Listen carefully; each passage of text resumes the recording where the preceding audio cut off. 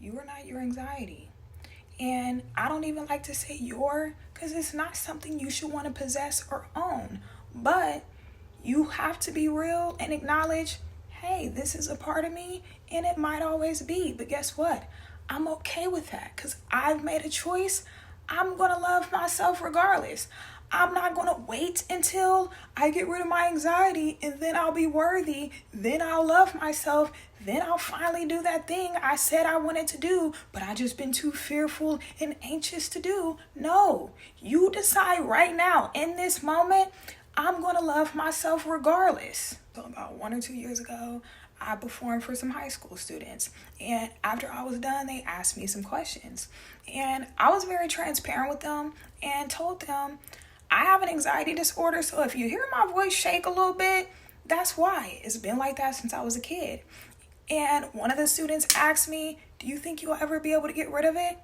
And I was like, no, that's kind of like asking a person that's bipolar, do you ever think you'll be able to get rid of your disorder?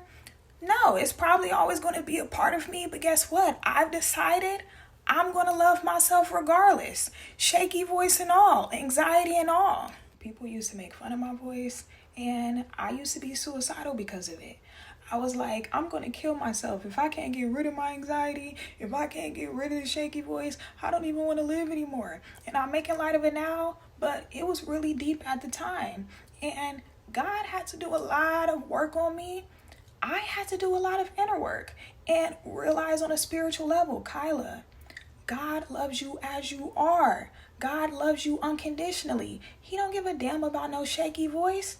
You can feel anxiety as long as you don't let it control or run your life. You got to feel the fear and do it anyway. And if you take that step, you do things outside of your comfort zone, even if you feel anxious and you just trust God, He's going to lead the way.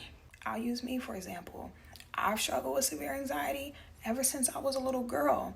And even though it's still a part of me, it's nowhere near as bad as it used to be. And that's because these days, I fully put my trust in God. I fully put my faith in God.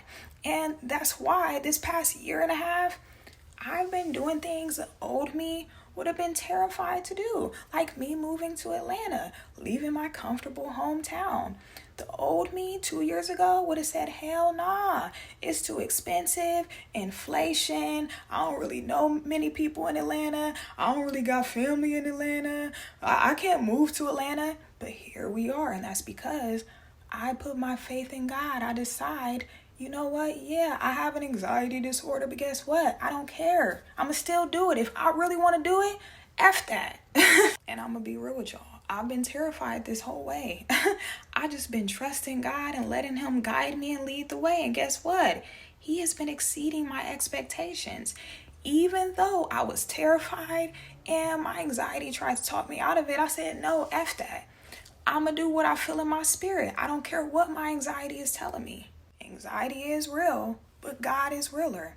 And all throughout the Bible, there are scriptures that tell us God doesn't want us to be anxious. And the spirit of fear doesn't come from God. So guess what? That means it comes from the devil. Anxiety comes from the devil. That doesn't mean you're devilish if you have anxiety. It just means that's the way that the enemy attacks you. Everything is spiritual. And I truly believe that people who have a great calling on their life struggle with mental illness more than the average person. One of the biggest things that's going to help ease your anxiety is being present. The reason you feel anxious is because you think you can control the future by worrying about it. And that's foolish because you worrying about the future might actually attract the reality that you don't want. The future doesn't exist yet, and the past is no longer real. All you have is now. Be alive in this moment and just let God surprise you. Stop trying to figure out how things are going to happen, how things are going to play out, and stop thinking the worst is going to happen when you have no proof of that. Another thing you need to do is push yourself out of your comfort zone. Do things you're afraid to do because that's going to make you more confident, which will make you less anxious. In the short amount of time I've been here, I can already tell my confidence has been boosted a little bit, and that's because I finally had the courage to do something I never thought I could do. And that's the thing. You have to have courage. That's what's going to kick your anxiety's ass, is having courage. You don't have to be fearless. You don't have to, oh, I got to wait till I get rid of my anxiety before I can do it. No, you just got to have courage. You are worthy now. You are good enough now. Stop feeling embarrassed. Stop feeling ashamed. Stop feeling like, oh, I have to hide my anxiety because if people find out, they won't accept me. They won't love me. They'll look at me like I'm weak. Guess what? If you kneel before God, you can stand before anybody. I'm very transparent about my anxiety because I don't have nothing to hide. I go before God every day and humble myself before God every day. So ain't no reason to be worried about what a human thinks about me. If somebody laugh at my voice or make fun of me, guess what? I'm gonna laugh with you because I'm secure with my insecurities. That shit don't bother me no more. It's okay to feel anxiety. You just can't let it stop you. You really got to sit and think about how you'll feel when you get old. Did you really live your life to the fullest? You ain't going to be in this body forever.